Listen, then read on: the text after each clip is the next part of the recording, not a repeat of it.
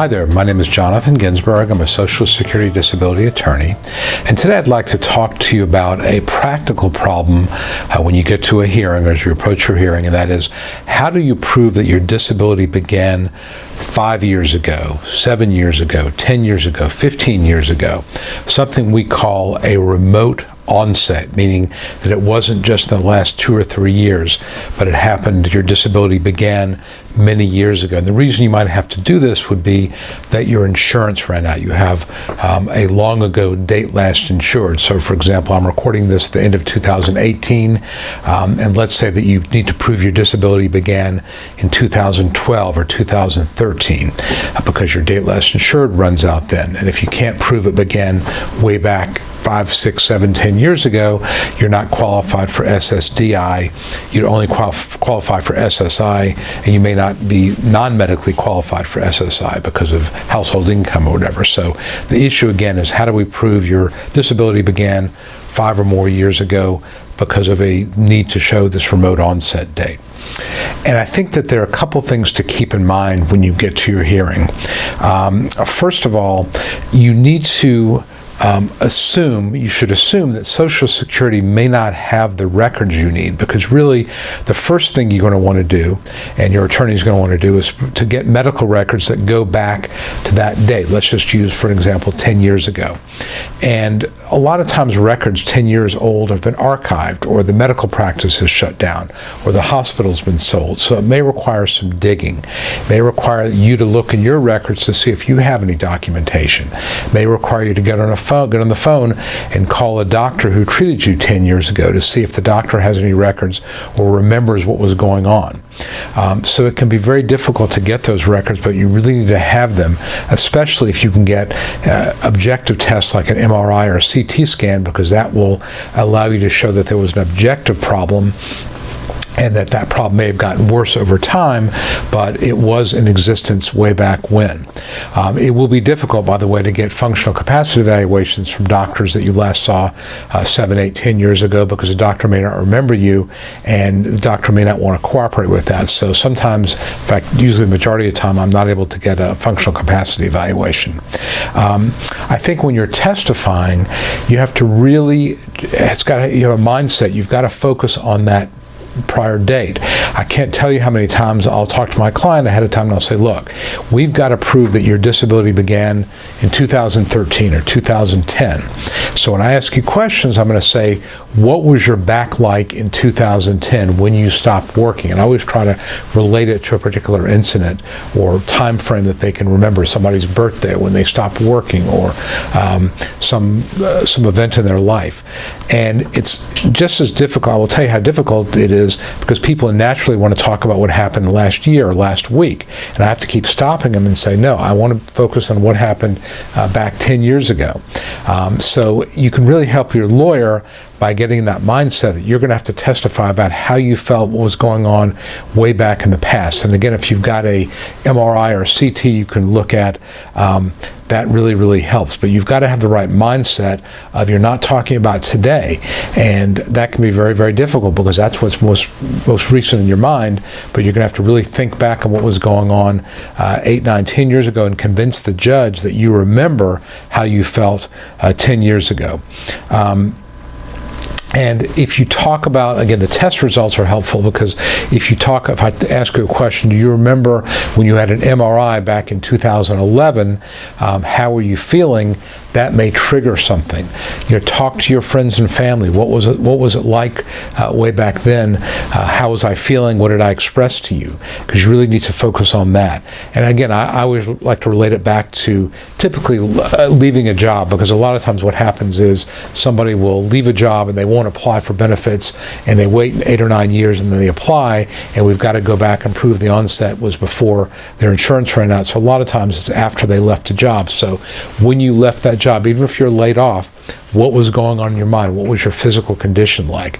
But it's difficult, because judges, they like to traffic in facts. They like to traffic in objective tests and solid medical records. And if it's not really there, it can be very difficult. Now, we'll tell you that you can use more recent treatment, especially if it's maybe a year or two after your date last insured. So again, in our example, let's say we have to prove that your disability began in 2010, but we've got some records from 2011 or 2012 showing a severe herniated disc.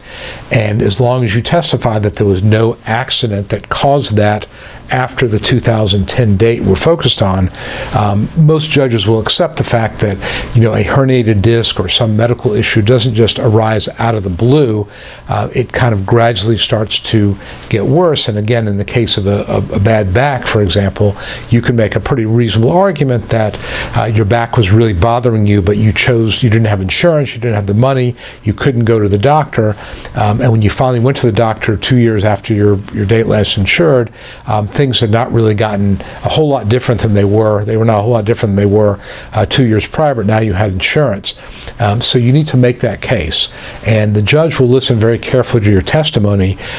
We can't, as an attorney, I can't lead you too much on that, because the judge, we don't want the judge to think that I'm coaching you about what to say. You've got to be able to talk about, you know, reasonably so what was going on 5-10 years ago. And convince the judge that, in fact, you were having significant problems and problems that would keep you from doing any kind of work. So that's what I do. That's how I advise my clients. Again, it's a bit of an uphill battle, but if you have any medical records and any tests, any evidence at all, even non-medical evidence, maybe work records, that can be helpful. But you're going to be the star of the show. You're going to have to convince the judge that what was going on 10 years ago was at a level that was severe enough to keep you from working. If you can do that, you might be able to win.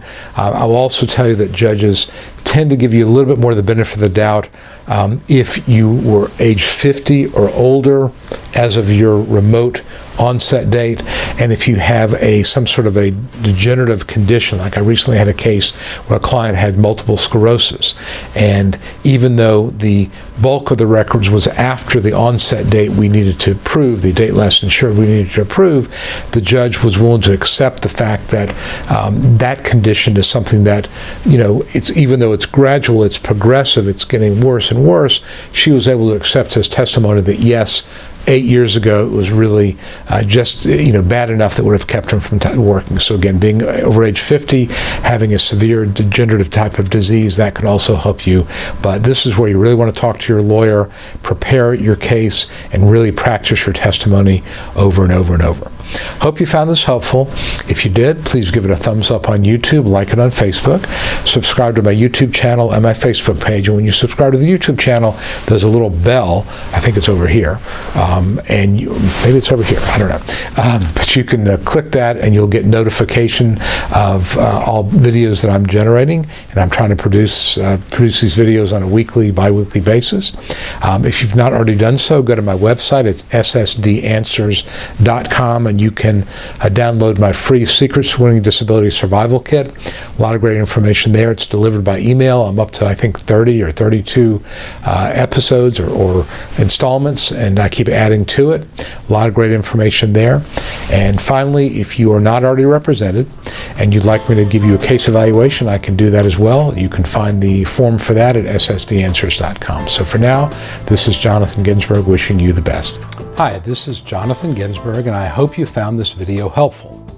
If you'd like to know more about how to win your Social Security disability case, I'd like to invite you to download my Secrets to Getting Approved Early Survival Kit that I created just for people like you.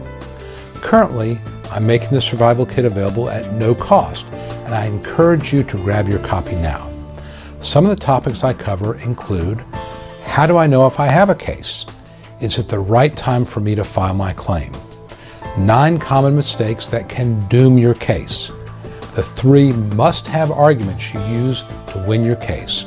And a topic that every disability claimant wants to know: how to avoid trick questions from the judge. If you or a loved one need to win Social Security disability benefits, you'll find the Survival Kit essential reading. Download your Survival Kit right now and at no cost. Just visit ssdanswers.com/survival and sign up. It's that easy. Please act now. And as always, I wish you the best.